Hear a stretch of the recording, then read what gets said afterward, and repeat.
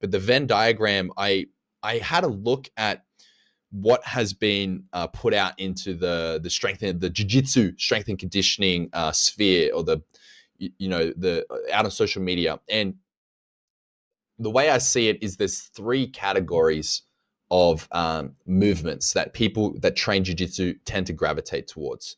On the one spectrum, we have bodybuilder style movements, things like your bench press, your conventional deadlift, etc., or the big three of you, or even powerlifting movements that you mentioned.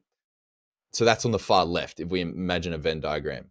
On the far right, we have jiu-jitsu specific movements where it's like using a gi to do pull-ups, using a gi grips to do, different rows and stuff, and doing like kettlebell, Turkish get-ups, things of that nature.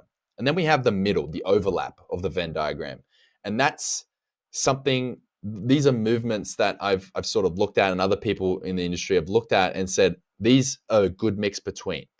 Now, the reason that I don't necessarily recommend going too far to the right, being the totally jiu-jitsu specific only, and if it doesn't look like a hip escape, then don't do it sort of thing.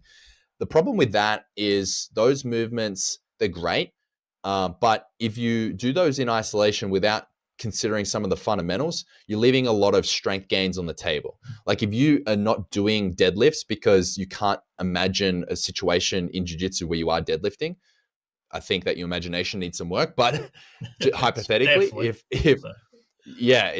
definitely. But hypothetically, if you're avoiding that because it doesn't look like a jiu-jitsu technique, then you're forgetting that all the benefits that deadlifts have.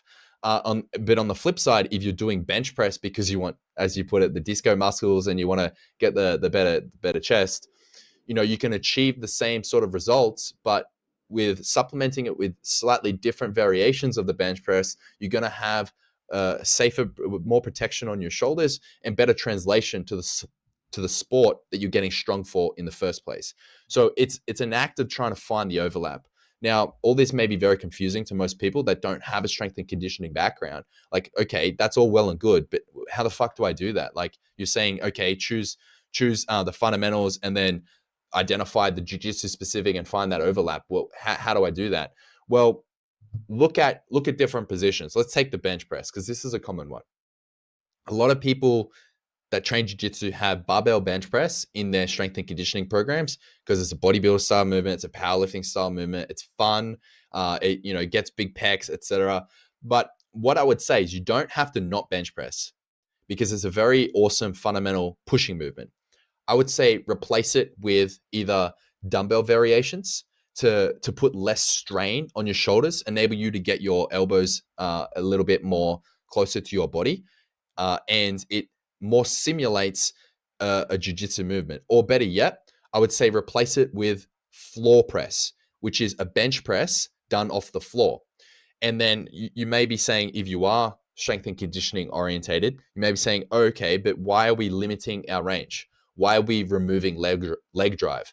Why aren't we focusing on just doing the movement that's going to make us as strong as possible?